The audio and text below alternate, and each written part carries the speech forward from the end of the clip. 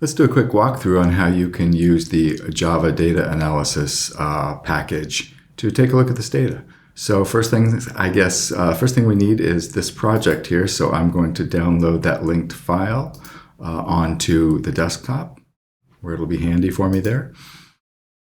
And I'm going to download this data file here, download that linked file as, there's a few different ways you can do that, data2.txt, data2, I'll download that there.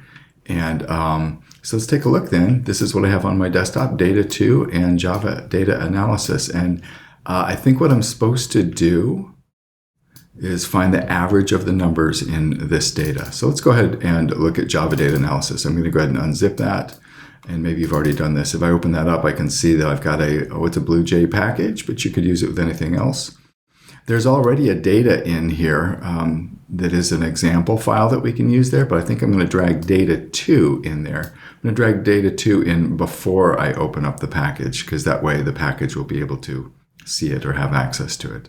That may not matter, but just to be safe, we'll have that data2 in there, and that's data2 that we're interested in.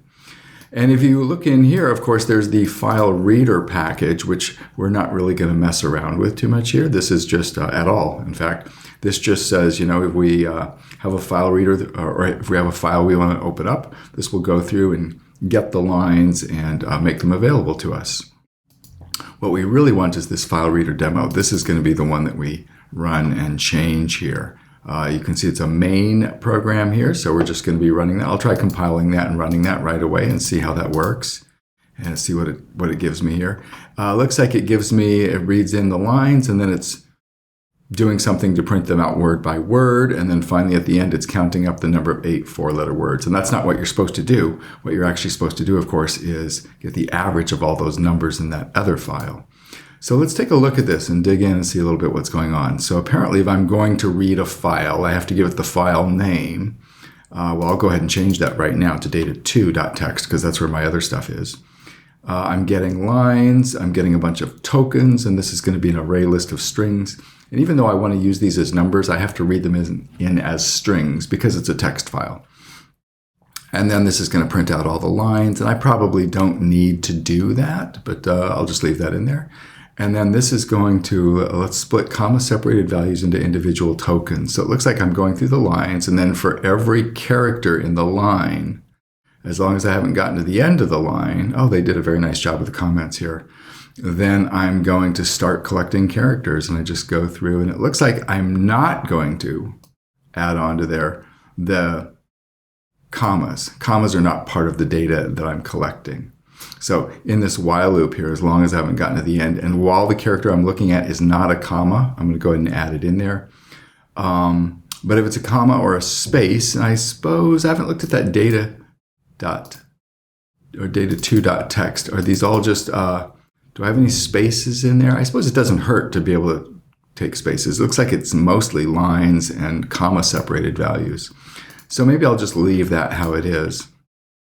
And then this is doing stuff. I could dig into this, but I'm in a little bit of a hurry right now, so I'm not going to worry about that.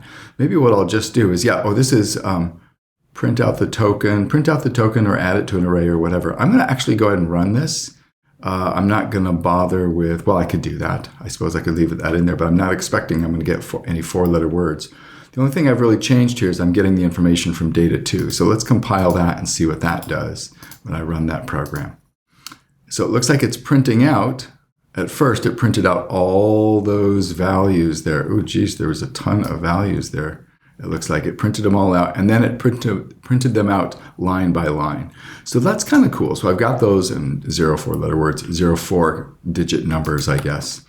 So I really don't want to do this, and I'll leave this in here because I'll just put comments around this because I don't want to get rid of that. I might end up using that later on, but I don't want to do that. I don't want to print out the four-letter words. What do I want to do? I want to add up the numbers that are in there. So let's set that up. Let's set up a loop that's going to go through. So I know that they've all been put into the string token here. So I guess I'm going to do that same kind of loop there. I'm going to say for string, because they are all tokens, right? They're little collections of data. So for string token in tokens, that's an enhanced for loop.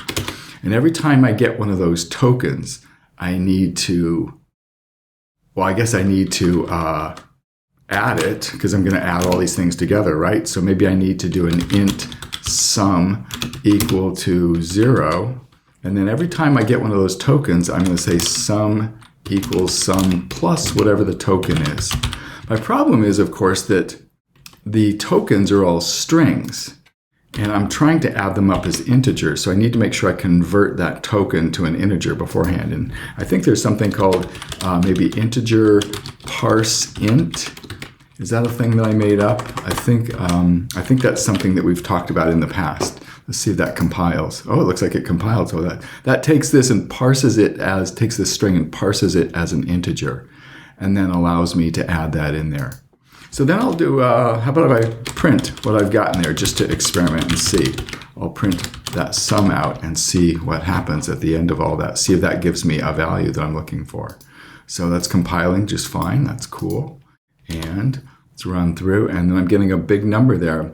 If there's a lot of numbers, I might worry about an overflow there, but maybe that's not too bad. So let me, I guess the only other thing I have to do is, I'm not trying to get the sum, I'm trying to get the average. So how do I get the average of those values? How many values do I have? System out print line. How many values do I have here? Well, I know how big my tokens array is, right?